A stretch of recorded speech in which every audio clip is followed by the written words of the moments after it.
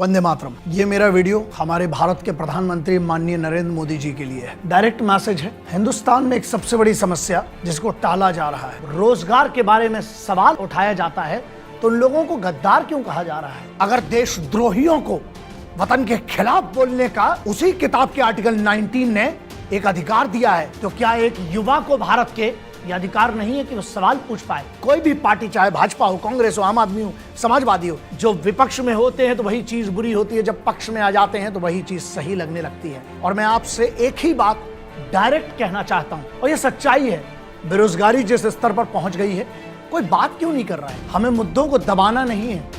अगर ये मुद्दे दबाए गए तो आगे चलकर ये बहुत बड़ी देश की समस्या हो जाएगी। लेकिन ध्यान रखिएगा मोदी साहब, कहां पर गलतियां हो रही हैं? एग्जाम करवा दिए जाते हैं। एग्जाम क्यों? प्रेशर में पैसा ले लिया जाता है। उन गरीब बच्चों से कहां से आकर वो एग्जाम देते हैं। अब वो सरकारी एग्जाम अगर करवाए जाते हैं तो सबसे बड़ा मुद्दा है कि उनके रिजल्ट क्यों नहीं दिए जाते हैं। और अगर ये रिजल्ट नहीं दिए जा रहे हैं तो आप क्यों नहीं डंडा चलाते हैं? ऐसी कौन सी मजबूरी है जो आपको बेरोजगारी पर बात करने से चुप कर देती है? क्योंकि जब तक ये जवाब नहीं दिए जाएंगे ना, ये सवाल हवाओं में घूमते रहेंगे। आज भी इस देश में ना दो बहुत बड़ी बातें मानी जाती हैं, एक सरकारी नौकरी और दूसरा विवाह। क्या आपकी ही सरकार के कुछ लोग हैं जो भटका रहे हैं? जब ये पूरी महामारी चली, वैक्सीनेशन आ गया है, देखिए इसमें भी करप्शन ना हो ये भी आपको देखना है। समस्याएं हैं, लेकिन मैं हमेशा सबसे कहता हूं कि ख्वाहिशें जिंदा रहना जरूरी है, वरना कल सुबह उठने का मकसद क्या होगा? सरकार जो आराम से कर सकती है, आपके लिए सिर्फ इतना सा काम है, आप अगर चाह लें, अगर पूरी सरकार चुनी हुई है, विपक्ष कुछ नहीं है आज की, सॉल्यूशन क्या है? सॉल्यूशन सीधा है, अकाउंटेबिलिटी निर्धारित करिए। जो इसके लिए जिम्मेदार हो, इसको जो भी इसमें करप्शन हो रहा है उसके लिए जो जिम्मेदार हो, उठाकर नया कानून बनाइए, उसको करप्शन में सीधे अंदर डालिए।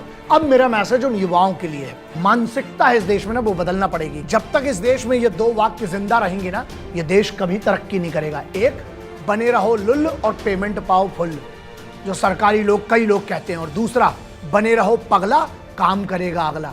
साहब, ये वतन आपका मेरा है, पूरे हक से ना नमक का फर्ज अदा करें। देखिए, माटी का फर्ज सबकी औकात नहीं है, लेकिन नमक का तो कर सकते हैं ना फर्ज अदा। तो जो भी ये यूथ है उसके लिए ये मैसेज है, आप प्राइवेट काम में क्यों नहीं जाते हैं?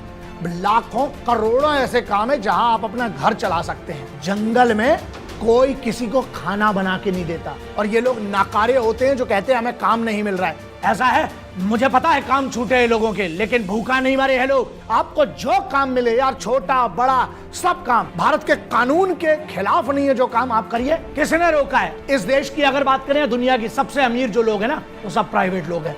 सरकार को दोष देना और उसको गालियां बकना ये भी गलत है।